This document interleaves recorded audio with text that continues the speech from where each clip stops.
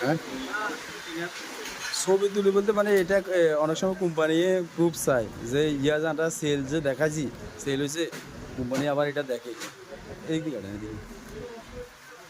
আগে দিকে টান এখানে টান দেন